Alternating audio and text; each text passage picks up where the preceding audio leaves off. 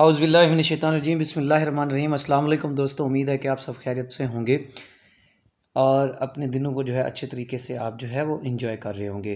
तो जी आज एक और वीडियो के साथ ये हमारा लेक्चर नंबर 2 है, इम्पॉर्टेंट सीरीज़ जो हमने शुरू की हुई है एंटोनिम्स और सिनोनिम्स की। एक ही वीडियो में जो है मैं आपको वो इम्पॉर्टेंट वर्ड्स बताता हूँ जो कि आपके पिछले पेपर्स में कई दफ़ा आ चुके हैं, जो PPSC में, FPSC में, CSS में और PMS में जो है रिपीट हो चुके हैं और ये बहुत ही इंपॉर्टेंट है। इसके अलावा ये लेक्चरशिप के टेस्ट्स में भी आ चुके हैं, डिफरेंट कस्टम इंस्पेक्टर के लिए भी आए हैं और आपके जो एजुकेटर्स के टेस्ट हुए हैं, यानी कि डिफरेंट टेस्टिंग सर्विसेज जो है इन सिनोनिम्स और एंटोनिम्स को जो है अपने पेपर्स में यूज़ करती हैं और बार बार ये पूछे जाने वाले हैं। बहुत ही इंपॉर्टेंट है, सीरीज़ हमने शुरू की हुई है। तो आज हमारा जो है ये दूसरा लेक्चर है। अगर आपने हमारा पहला लेक्चर नहीं देखा तो उसका लिंक जो है आपको डिस्क्रिप्शन बॉक्स में मिल जाएगा और मैं ऊपर कार्ड्स में भी उसको ऐड कर दूंगा ताकि आप जो है आसानी से उस तक पहुंच सकें और जो है अपने इल्म में इजाफा कर सकें। तरीका ये है कि आपको जो जितने भी मैं सिनोनिम्स और एंटोनिम्स बता रहा हूँ, एक वर्ड मैंने बताना होता है और इस एक वर्ड के मैं आपको सिनोनिम्स भी बताता हूँ, एंटोनिम्स भी बताता हूँ।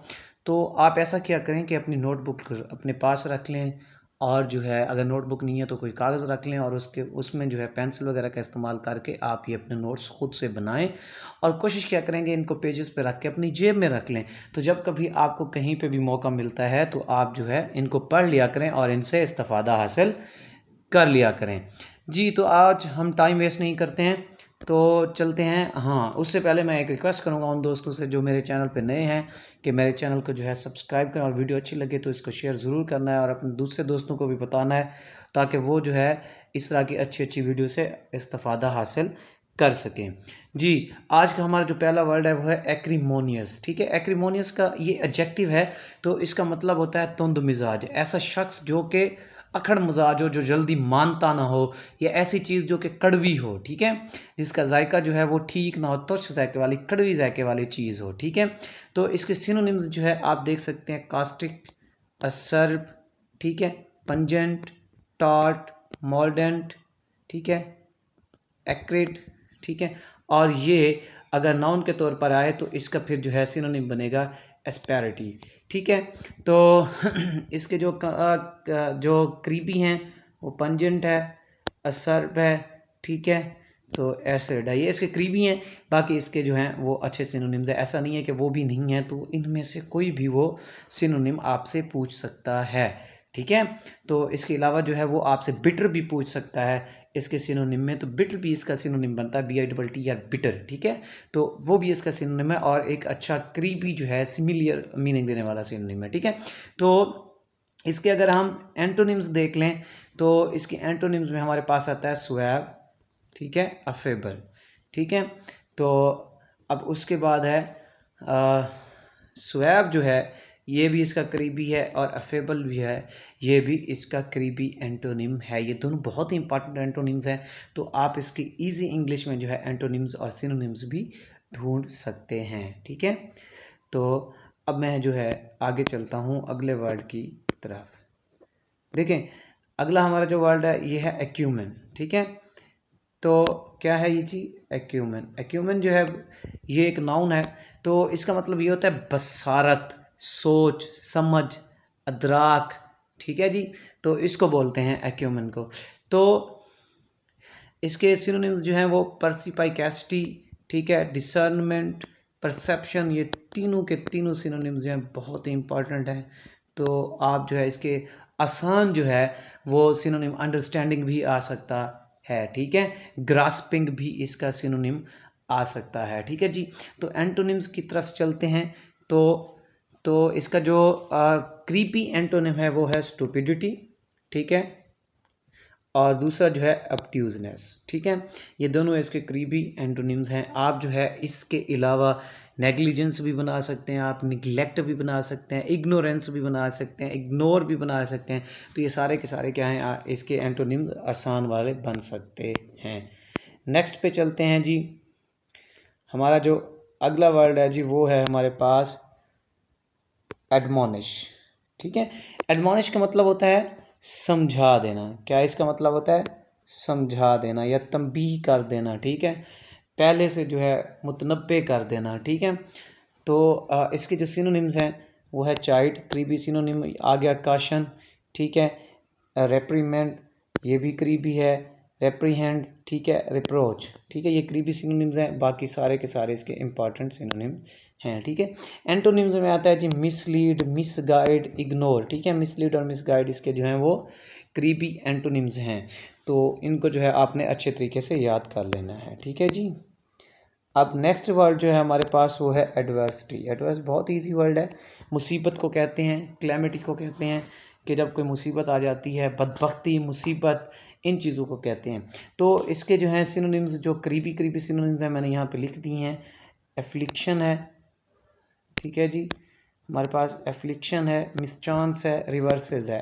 एफ्लिक्शन जो है इन तीनों में से सबसे करीबी है ठीक है जी। तो इसके एंटोनिम्स में गुड लक आ जाता है, अपॉर्चुनिटी आ जाता है, चांस आ जाता है, लक आ जाता है जी। तो ये आसान वाले एंटोनिम्स भी यहाँ पे कुछ आपको मिल जाएंगे ठीक है जी। तो अब जो है आप इसके आसान सिनोनिम्स भी बना सकते हैं, हार्डशिप्स, डिफ़िकल्टीज़ ठीक है। तो इस तरह के जो है आप खुद भी आसान वाले बना सकते हैं, थोड़े से डिफ़िकल्ट थे। अफेबल जी, नेक्स्ट वर्ड है जी हमारे पास अफेबल ठीक है। ऊपर आपने जो है एक वर्ड पढ़ा था एक्रीमोनियस, तो ये उसके एंटोनिम भी बन सकता है ठीक है।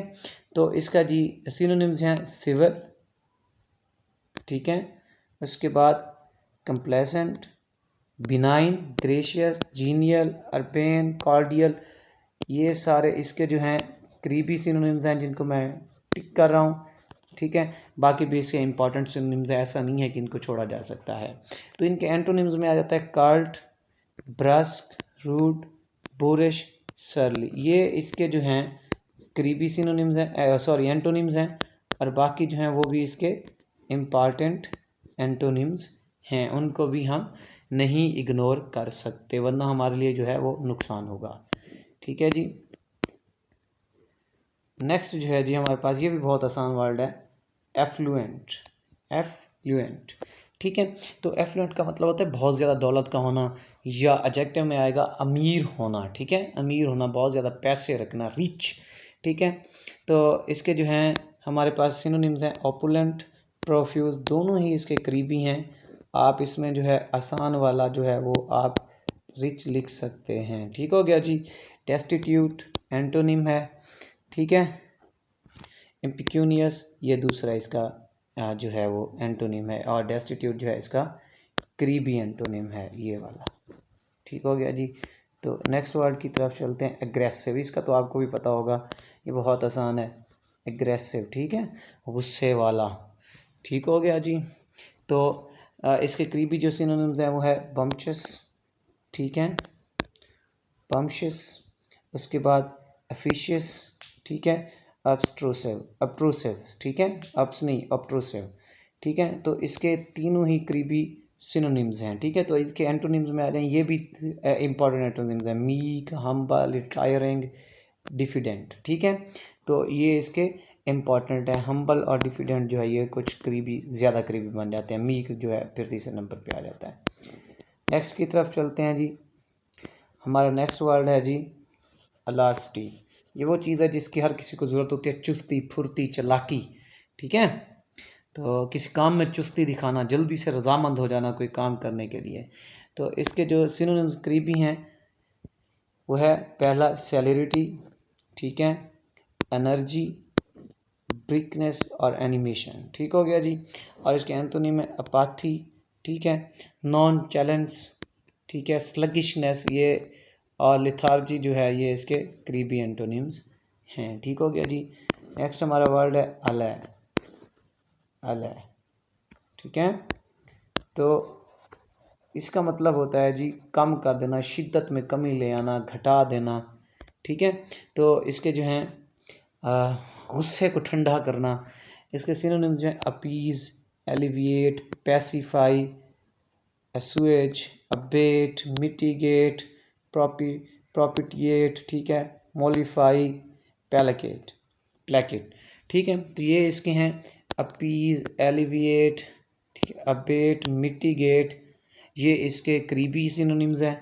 और इसके एंटोनिम्स में intensify ठीक है, aggravate ठीक है। ये दोनों ही इसके जो हैं आप इसको जो है वो कर सकते हैं, स्पीड भी कर सकते हैं, और दूसरे भी जो हैं आप इसके आसान एंटोनिम्स खुद भी बना सकते हैं। एल्यूड नेक्स्ट वर्ड है जी, एल्यूड। ठीक है, एल्यूड का मतलब होता है हवाला देना, इशारा करना, हवाला देना। ठीक है, इंसिनुएट ये इसका जो है करीबी है, इंटीमेट, इम्प्लाई। ठीक है, तो इसके एंटोनिम्स में आता है निगलेक्ट, डिसरिगार्ड, इग्नोर। ये तीनों ही इसके करीबी एंटोनिम्स हैं। ठीक है जी, तो आज की वीडियो में इतना ही।